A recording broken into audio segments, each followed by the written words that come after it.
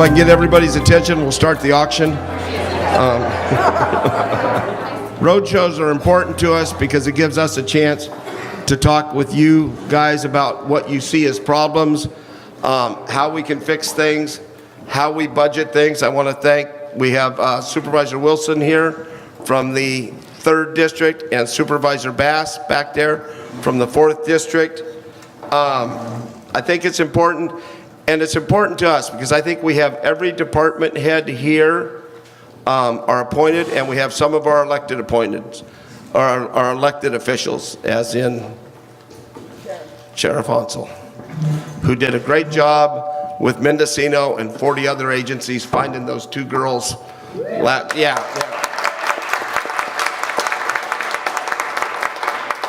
But, and then I'll go through our ag, the importance of 4-H. Those girls knew to sit down, get under a tree, and wait. And I was thinking about that. They were 5 and 8 years old, and they stayed under a tree, under some branches. And I think I was 10 or 11 before I quit jumping in my bed because there were snakes underneath it. And they were outside for 47 hours. So pretty cool stuff. Really cool stuff. But anyway, this is, am I passing it to Emily or to you? Emily Sinkhorn, she's going to be our facilitator from the RCAA. This is going to be an open format, and then we're going to go to, she's going to explain it all to you. But thank you guys for being here because, well, the weather's always like this in Humboldt County. So anyway, thanks everyone. Great, well thank you very much. Again, my name's Emily and I'll be helping facilitate the meeting tonight. And really to me that just makes, my goal is to really ensure that everybody gets the opportunity to participate. So first, for some meeting logistics, feel free at any time to get up and go to the back and get refreshments. There's also restrooms across the foyer that you came in from, so just to keep that in mind. And so briefly for our agenda tonight, we've had a meet and greet where people have been able to talk with county staff and supervisors, and now we're getting started into the meat of the meeting. We're going to have a quick kind of introduction to the county's budget process from the County Administrative Officer, Amy Nilsson. And then we will head into kind of the bulk of the meeting, which is to hear from you at many different department tables. And we'll introduce kind of that process. So if you're sitting at a table now, you'll have the opportunity to get up and get to the table that you'd like to get to. So we're going to head into those roundtable discussions at about 6:20, and we'll have 40 minutes for you to visit 1 to 3 tables. And then we'll have a time for everyone to hear a summary of feedback from each of the department's tables before we close, and we talk about how your input will really inform the board's decision making in the next few months. And so there are a lot of different ways to give input tonight. One is really to have our conversations in small groups.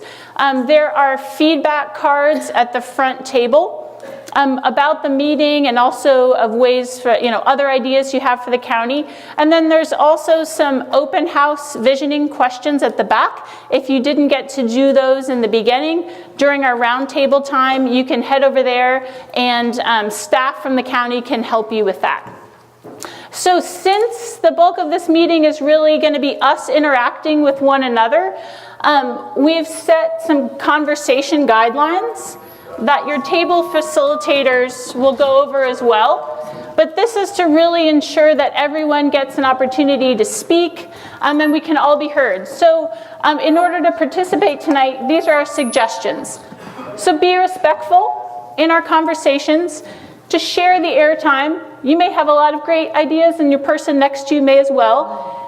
It's great to ask questions to deepen your understanding, particularly about complex issues that the county's working on. All ideas and points of view have value, and we're going to try to stay on topic and stay on time, and then just to have cell phones off or on silent. So thank you for that, and now I'm going to hand it over to Amy Nilsson. Hello. So thank you for being here tonight. This is an important time of the year for all of us to come together and discuss the issues that are affecting our community.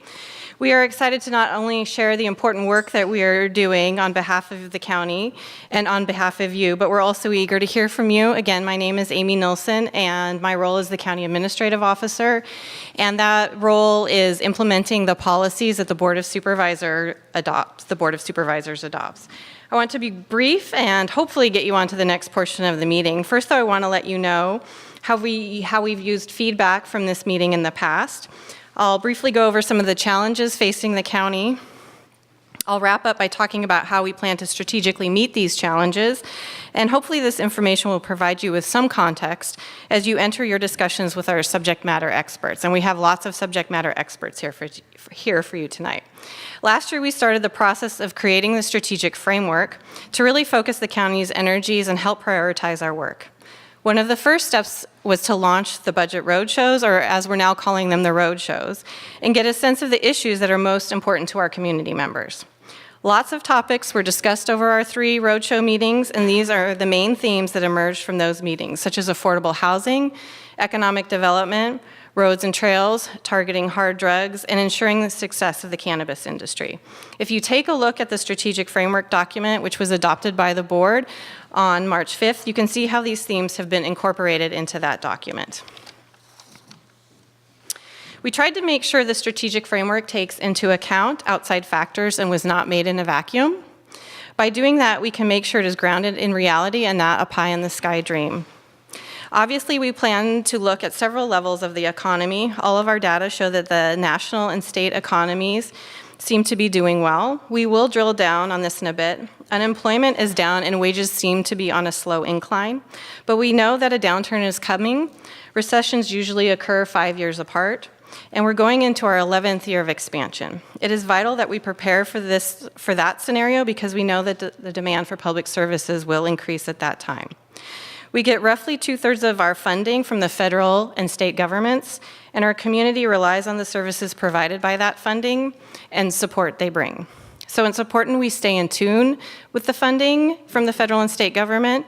And the federal government is facing a mountain of debt, but at the moment it looks like there will not be much change this year in spending. At some point, the feds will have to deal with this debt, and this would likely mean less federal funding for local programs, particularly social services.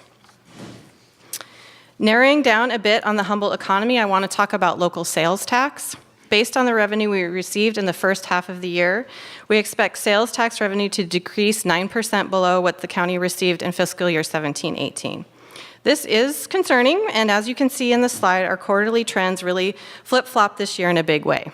We think there are a couple of reasons for this. First, 2017 was a really big year, and the last time we saw that much growth was when we came out of the last recession. The business and industry sales tax grouping, which includes garden and agricultural supplies and contractors, as well as auto and transportation groups, drove the great second quarter in 2017. These were also the groups that saw the biggest drops through the first 3 quarters in 2018. The good news is that the fourth quarter appears to have rebounded, but this is something we need to keep a close eye on. The second reason is the state actually has a new tax processing system, and it's throwing things off a bit. The state has changed its tax allocation methodology, which disrupts the timing of true-ups or the difference between projections and actual amounts. This change makes sales tax more unpredictable than usual. In Humboldt County, we are dealing with several issues that constrain our ability to expand or provide new services to the public. We are in year 3 of a consent decree with the Department of Justice around the Americans with Disabilities Act. We need to make our services, programs, and facilities accessible to all in order to comply with the ADA law. It is incredibly important, but it's also expensive. We're making structural changes to our libraries, to curb ramps, emergency shelters, and many more other facilities. In total, we have identified $27 million in work that needs to be done over the next several years. We hope to be out of our consent decree this fall. While that could alleviate some of the cost in terms of oversight of our work, it will not change the fact that we need to continue to keep accessibility as a priority in our actions and budgeting moving forward. Our retirement. We are expecting to pay more than $35 million towards retirement next year, and that number will continue to rise each year. To put this into context, 10 years ago, we spent almost $17 million in retirement. Our costs have nearly doubled in a decade. In 2000, that number was just $4.7 million. Of the $35 million, $13.3 million is estimated to come from the general fund. This is a 6% increase over last year. I mention the general fund here because this is the fund that houses our discretionary revenue that can be spent on local needs. Estimates for retirement for 2021 are $14.1 million in general fund contributions, which would be another 5.8% increase. I mentioned the general fund briefly. Again, this is the fund that houses our discretionary revenue that can be spent on local needs. As you can see from this chart, the majority of our revenue is spent on law and justice, and a very small percentage is spent on health and human services, as those programs are typically federally and state funded. The last two challenges, deferred maintenance. We have a huge backlog of work that needs to be done in our facilities, from veterans halls around the county to our planning and building office and the courthouse. We need to put aside more funding to repair public facilities, and that includes roads. Savings. We are making progress towards building up the general reserve or our rainy day fund. We want to have 2 months of general reserve in order to fund 2 months' worth of operating costs. We need these funds to weather tough economic times, such as a recession or revenue losses. If we remain disciplined, we can get there in about 5 to 7 years. So how do we meet all of these challenges, including the community priorities that we talked about earlier? One thing is for sure, there is no magic bullet. No one action is going to fix everything. We need to have a multi-pronged approach, and that is where our strategic framework comes in. The board has had a framework plan in place for roughly the last 5 years. A year ago, however, we began really drilling down and identifying specific projects that meet our broad goals. The plan that's been developed, and hopefully you picked up a copy at the front because you're going to need it at your tables, is a workable plan, and it includes some performance measures so we can keep track of our progress. But the feedback we received from the community is essential. I'm going to quickly go over parts of this plan so you have a little more information to bring back to your table discussions. We broke our framework plan into 3 main areas: healthy and safe communities, healthy environment, and robust infrastructure, and a resilient and thriving economy. And I would like to point out the table areas, and as I walk through this, if the departments that are connected to these areas, if they could stand up and raise their hands, that would be much appreciated so people can know where to go. So what do we mean by healthy and safe communities? We have increased access to housing. Your framework guide shows some of the projects that can help accomplish that goal. Those projects include identifying funding for the Housing Trust Fund and supporting the committee that looks after those funds. We want to incentivize housing investment. Our other goals include reducing childhood trauma and improving implementation of trauma-informed care practices. And our last goal states we want to reduce and/or eliminate substance abuse and opioid addiction. And that would all be right here in the fabulous Health and Human Services table. Our next broad goal is in the framework is creating a healthy environment with robust infrastructure. Our main goals are to improve our transportation network. The focus here is on making sure it is properly maintained, that it is multimodal and energy efficient. We want to improve trails, rivers, parks, and infrastructure. This is obviously a big one, but we really want to focus on trails, improving access to our parks, removing the Klamath dams, solving the Potter Valley project, and increasing fish populations. We will also want to improve communications infrastructure, which means we're talking about building broadband readiness to our roads and upgrading our public safety radio infrastructure.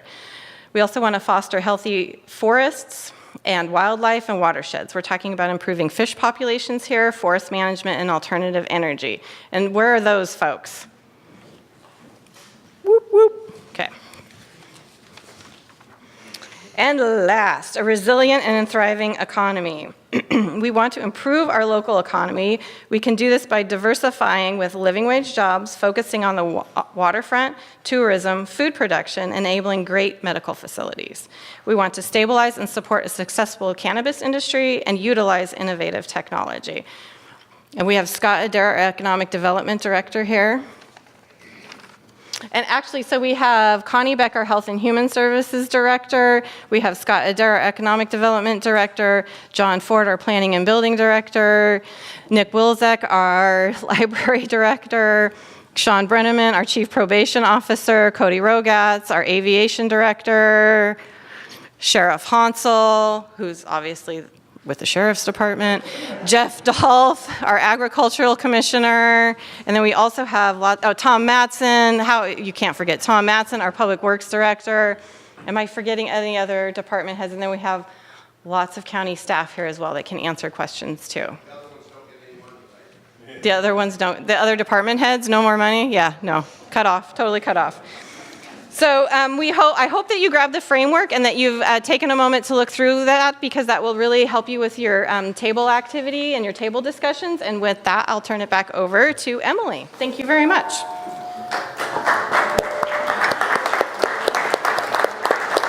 Great, well, thank you, Amy. And now it'll be time for us to shortly transition to our table discussions.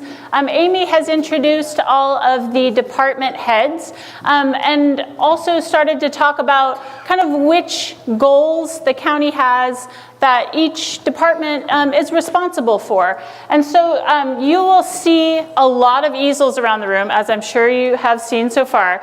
But each easel has the department and the goals that are noted in the strategic framework that that department is responsible for. One thing to note is that sometimes there's multiple departments that are responsible for working on different aspects of a goal, such as to reduce adverse childhood experiences and increase trauma-informed care practices. You could talk about that over here at DHHS and also with probation over here.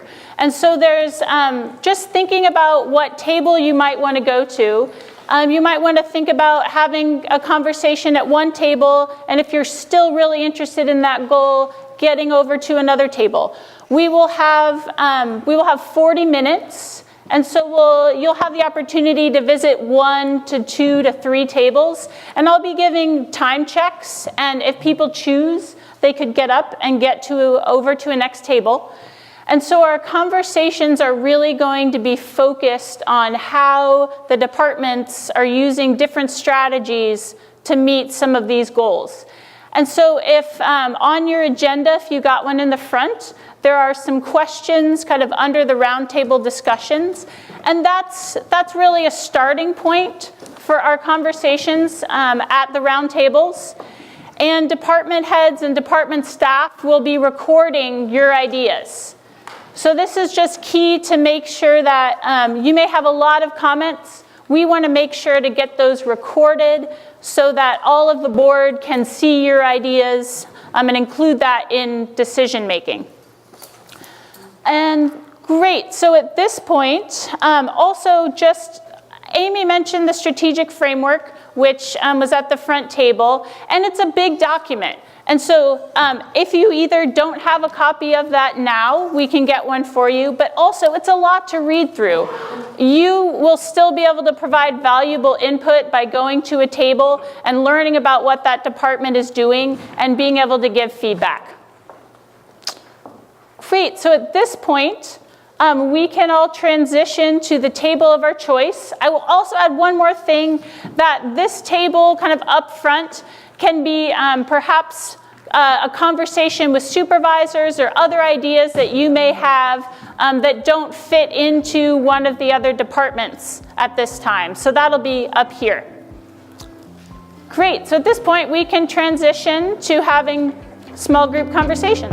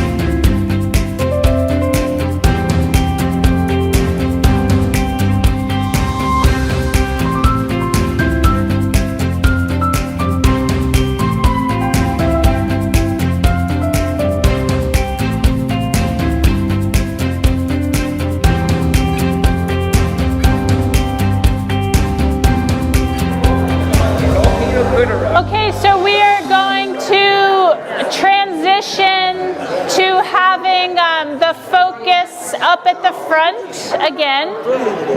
So we're kind of wrapping up our table conversations. And we're going to have report outs from each department. And Public Works is going to go first in reporting out from their table.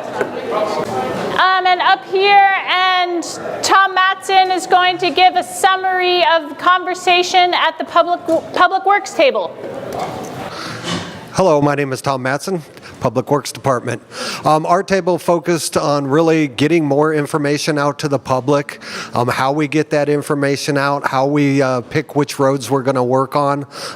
We definitely had a comment of make sure we fix our potholes and generate better access to our parks, whether that's ADA access or overall any person access to our parks. Overall, the group was very informative to us about, wanting to get more, why do you do what you do, and can you tell more people how you are making those decisions? So that was our focus. Thank you. Great, thank you. Great, so could I have another department offer to come up to the front? How about, great, would another, Sheriff Hansel, would you be willing to present?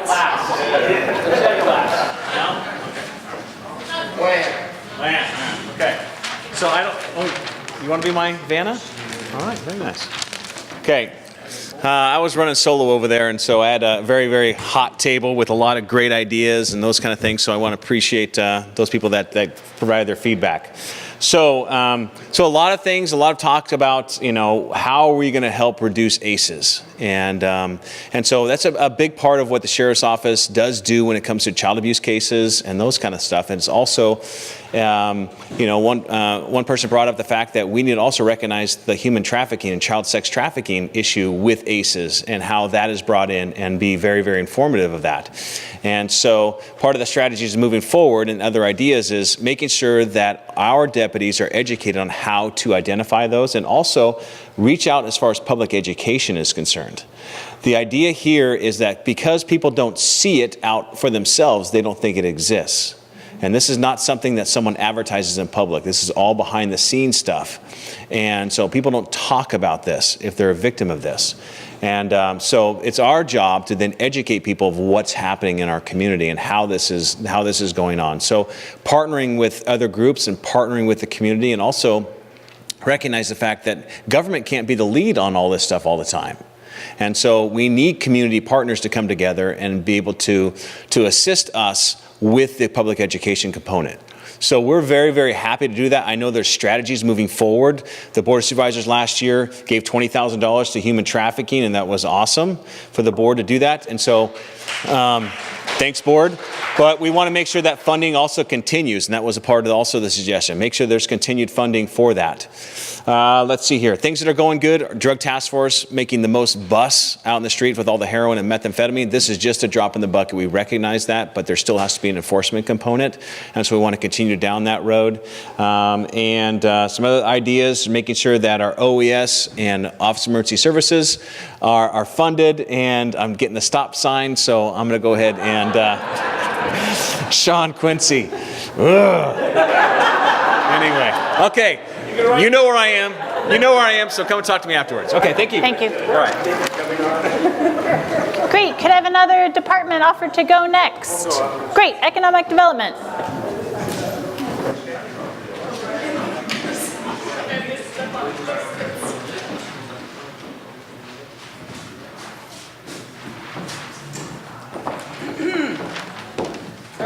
I don't want to block the projector. Oh, there we go. Hello, everybody. My name is Scott Adair, and this is Rachel Moore. We're with... See this? I want to see here. That way you can see Rachel. All right. We're with County Economic Development. We appreciate all of the feedback today from everyone who visited our table. And as I look back at all the stickers that are going on the boards in the back, economic development seemed to be a topic that was of interest to a lot of the individuals in the room today. A lot of common themes that were discussed, one of them being infrastructure, that we need a thriving and stable infrastructure, well-maintained infrastructure within the county, because without proper infrastructure, it's hard for economic development to follow. Rachel, why don't you share another one of the themes that came out with regards to our conversations? Well, one of the common themes in Humboldt County generally is our entrepreneurship, our robust innovation that we have in our county. And a lot of people talked about that, about how successful our past economic development programs have been in Arcata. And the people talked about the Lemonade Days program to encourage young students to become entrepreneurs in school. And Yes. so I think for me as a student, as an intern with Humboldt County Economic Development, that was really valuable for me as a program that brought me to this. And that's just one of our programs. We rolled out an internship program this year, and Rachel is participant in that program. There was also a common theme and feedback. I have 30 seconds. There was feedback that was received to continue to keep the public informed, and that the public has a genuine interest, wants to be involved, wants to be informed, so that they can be part of the solutions. And we heard that loud and clear. And just as Sheriff Hansel indicated, we want to be available to you, not just at meetings like this, but you can come by economic development offices anytime. We have staff there to support, listen to your ideas, and work through some of those solutions. Thank you, Sean. Thank you.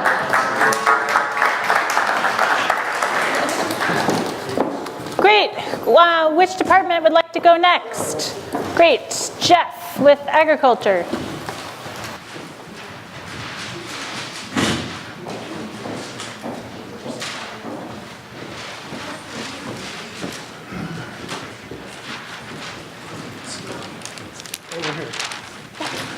Jeff Dolph, County Agricultural Commissioner, and this is Nancy Bryant, our Executive Secretary. So we had some nice conversations, and it was nice to talk to people and to have the opportunity to educate them about the programs and the services that we provide to Humboldt County. And so one of the things I think, and it informs another one here, is that folks didn't really know what services we did and what we provide to the community. And so they realized that as consumers, they're protected through the weights and measures programs and the inspections that we do. And they're also now aware of the fact that our work doing cultivation site inspections is a significant part of that. And the creating a healthy environment is what we're doing to regulate the use of pesticides by the cannabis industry. And that's an aspect of that industry which has been unregulated. And so we're working very hard to bring that industry into compliance with those requirements. Under which strategies have contributed to positive changes in the community? Regulating the cannabis industry and preventing environmental degradation. And a large part of that is the illegal use of pesticides and how we're working very hard to get that cleaned up.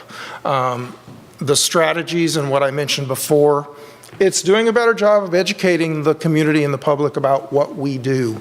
With the limited staff that we have, we work very hard to provide services to the community, and any and every complaint that we ever receive, be it in agriculture or weights and measures, we follow up on and we resolve that. So other ideas that were mentioned at our table was an interest in increasing biomass energies. Something else that was brought up was sea level rise and the importance of preserving agricultural land and improving the quality of those lands. So thank you very much. I've enjoyed the opportunity to meet and speak with you this evening. Thank you. So if to Supervisor Bone, we're located at Humboldt Hill, 5630 South Broadway, Humboldt Hill. So you're all welcome to come see us.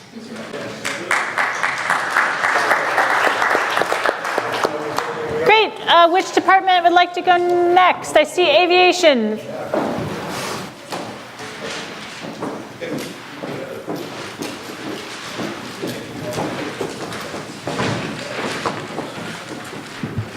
Sheriff, I need to get this a little lower than you had it. My goal is also to not see the stop sign from Sean back there, but we'll get started with some of our strategies at the Aviation Department. Thank you to Fiona Wilson for helping us out at the aviation table. A lot of the discussion surrounded our airline service at ACV, as I expected. Ken Sawatsky checks airline fares more often than I do, I think, according to what he was telling me. So I appreciated hearing from Ken and some others on those strategies we're trying to incorporate. We do have new service starting May 29th with a second flight to LA each day, and then Denver kicks off on June 7th, which, watch out, we're going to try to throw a little party in the terminal for that. The other things, we're trying to recruit other airlines for that competitive aspect out there to help what we're hearing from the community and what we heard about tonight. So Sean doesn't have the stop sign up yet, but I think that covers the majority of what was discussed at our table. We're also looking at some new revenue strategies. I heard a little bit about that. So we're kicking off some new studies at the Aviation Department to try to improve our revenue structure out there for the long-term success into the future. So thank you for stopping by.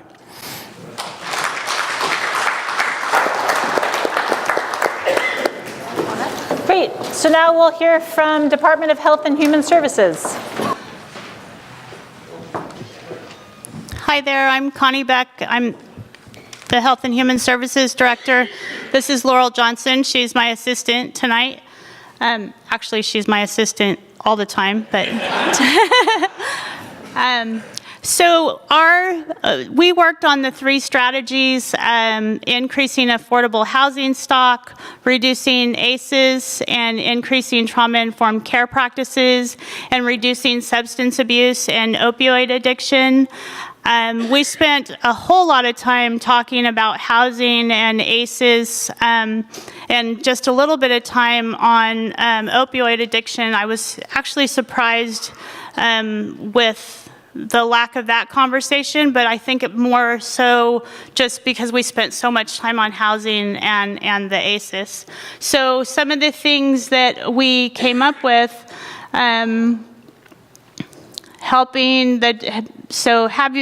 have you been helped by the department strategies?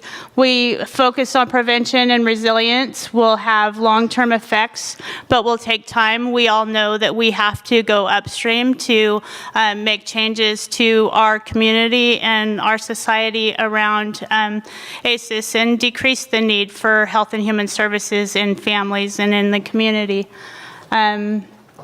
It's working, and we need to continue, and requires culture change. That means that we have to have those conversations in a lot of rooms, not just in Health and Human Services. Boy, you're really tough, Sean. Strategies that needed additional attention and what we're missing. We need housing for trafficked individuals. I hadn't heard that before, so I think that's a good one. We'll definitely keep that on. The cross-generational substance use disorder treatment. We need more treatment available for families and youth, and just keeping them together. And then leveraging the opioid dollars for all polysubstances, not just opioids, was a good idea. And then the positive changes in the community. I can't stop yet. Sorry. Public speaking.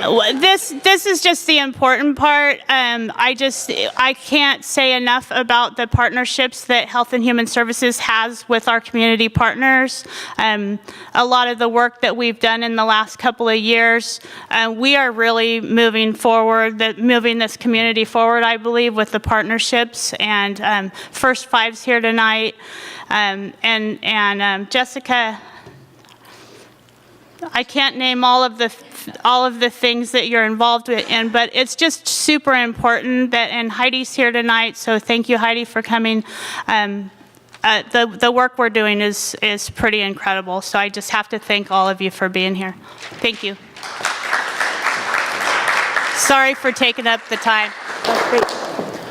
Great, so John Ford with Planning and Building. Thank you.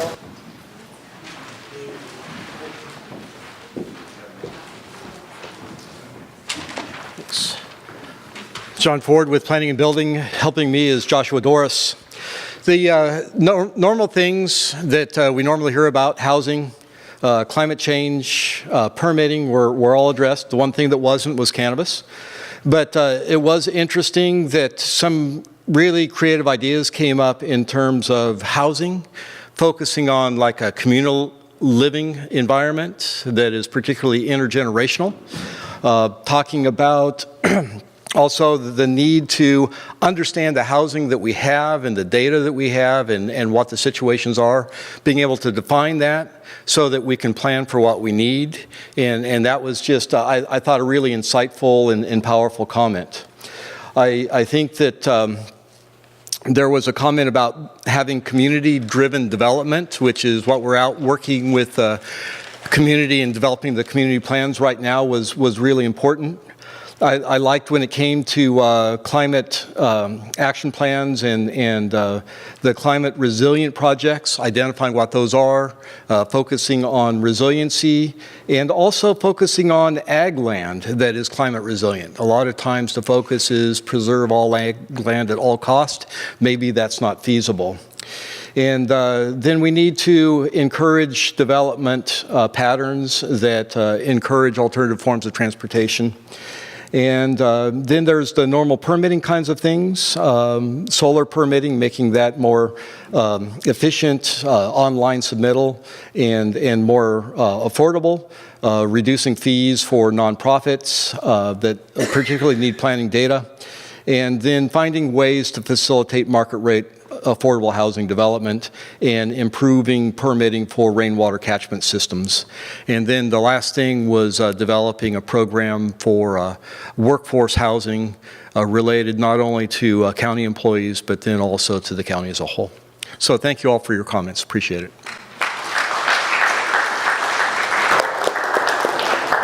Great, thank you. And now we'll hear from probation.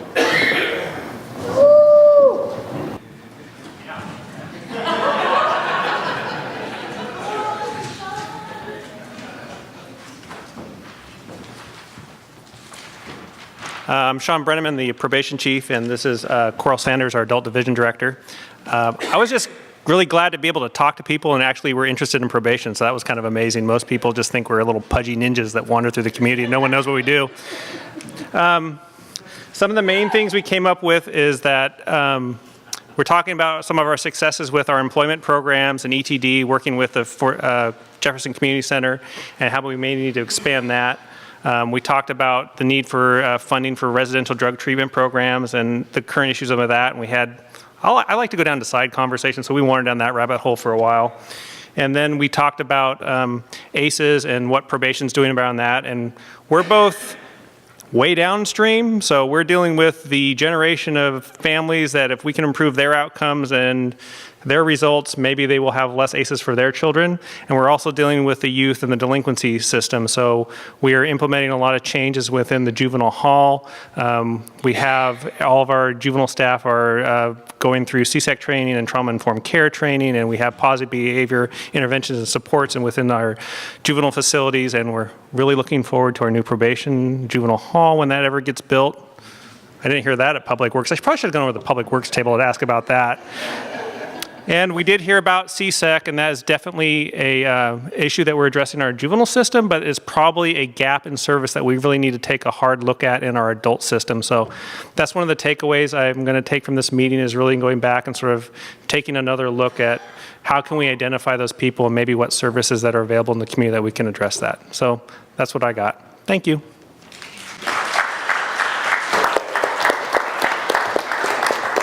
Thank you, great. And so to close, oh, and CAO table is ready to go. Oh, yes. Great. Yeah. Great. So I think that I think we might need a transition, but I do want to thank everyone for participating. If you would like to stay informed about the next steps and where this input goes, please make sure you sign in at the front table, especially if you would like to get an email or be contacted about summaries from all 3 roadshow workshops. And also to spread the word that we're going to be in Benbow next Wednesday and in McKinleyville the Wednesday after that. The dates and times and locations are on your agenda, so spread the word there. Also, if you have written questions on comment cards, the CAO's office will be able to answer those and post those online as well. If online is troublesome for you, please contact or please go to the front table and let us know that so we can get your questions answered. And there's also a feedback card at the front table when you came in. Anything that could help us improve these type of roadshow workshops for the next time is much appreciated. And thank you very much for your time.